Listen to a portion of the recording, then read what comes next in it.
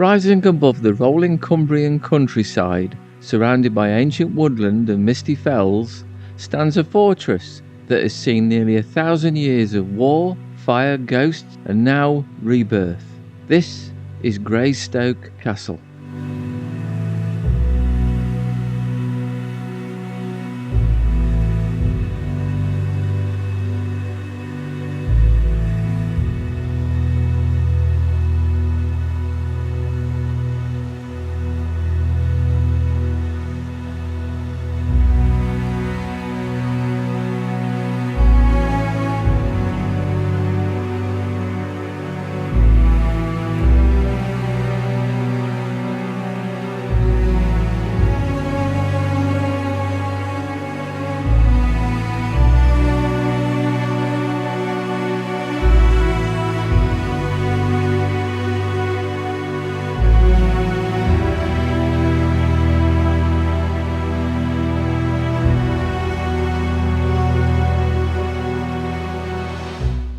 Our journey begins in the year 1069, just after the Norman conquest.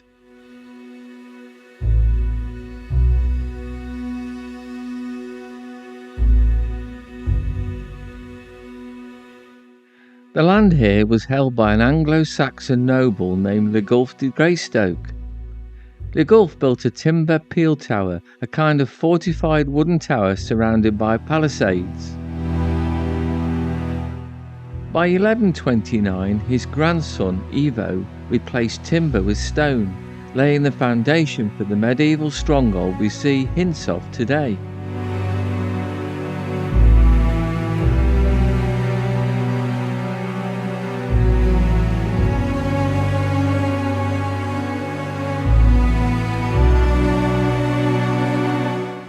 In 1353, William de Greystoke secured a license to crenellate, royal permission to fortify the castle with battlements.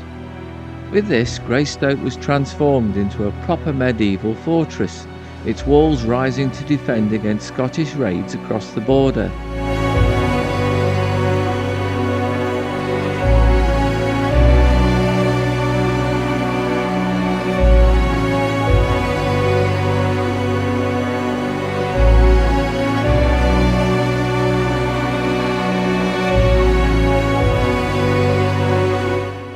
Over the centuries, Greystoke passed through noble families. A key moment came in the early 1500s when the Greystokes married into the Dacre family.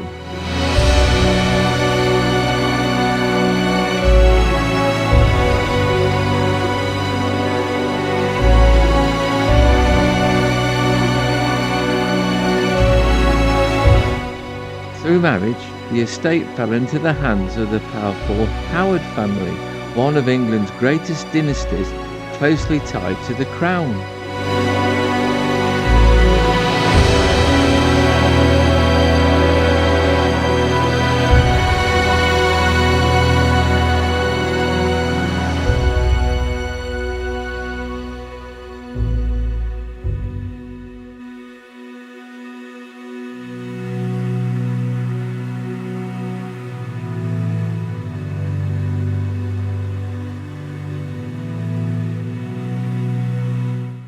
But in the mid-17th century, Greystoke's fortunes collapsed. During the English Civil War, the Howards supported the king. Parliamentarian troops under General John Lambert stormed Cumbria in 1648, and Greystoke was sacked, its walls left in ruins.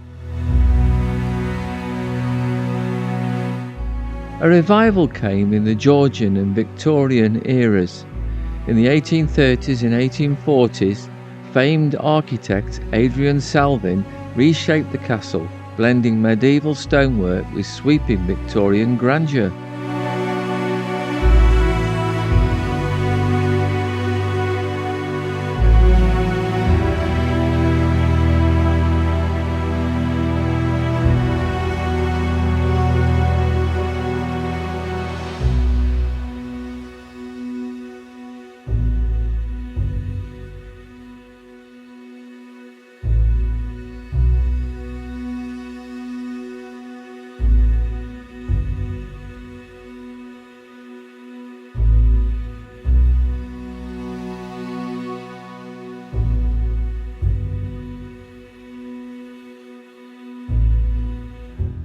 Yet tragedy struck again in 1868 when a maid's candle in the linen cupboard sparked a fire.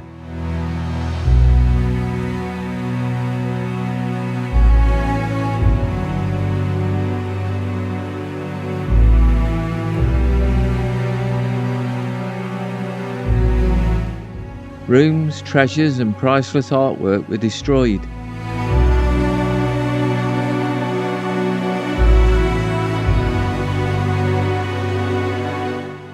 Once more, the Howards rebuilt, determined to preserve their ancestral seat.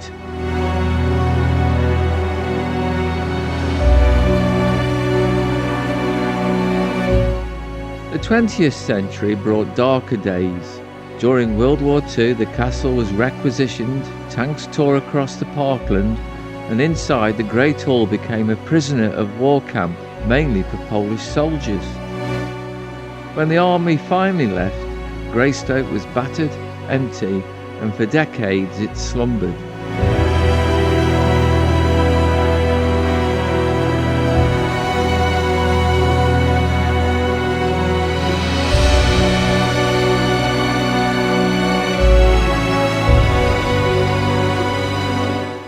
In 1912, author Edgar Rice Burroughs borrowed the name Greystoke for his famous hero, Tarzan of the Apes, Lord Greystoke.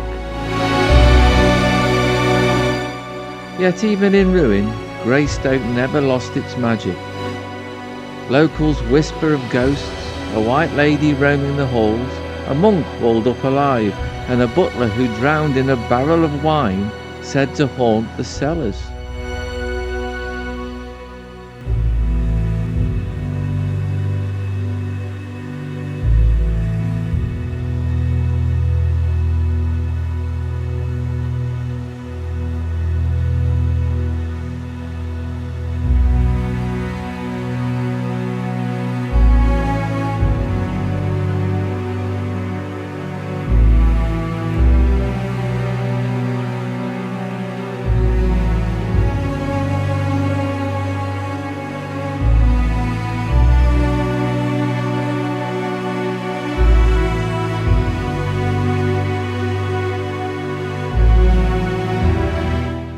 For 15 years, Greystoke lay largely silent. Then in 2022, a new chapter begun.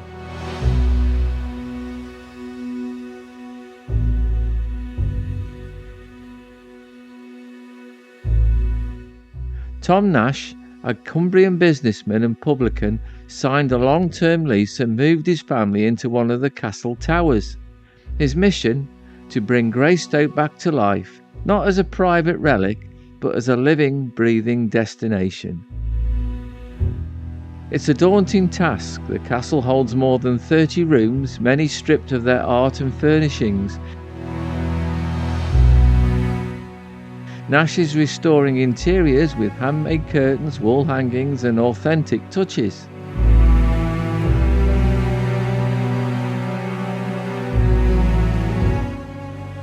Already the Great Hall has hosted evening events, afternoon teas and light lunches are being introduced, while the garden and lakeside are prepared for visitors.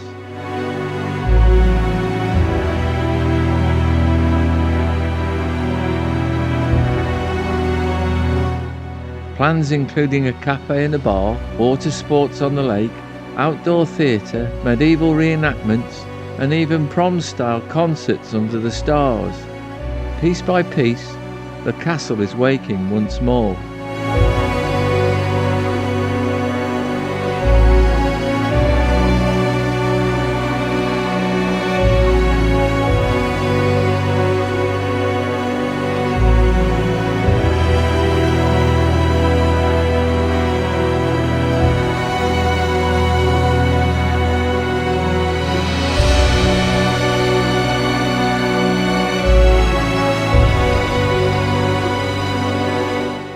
Looking forward, Nash imagines a Greystoke that belongs to the community as much as to history.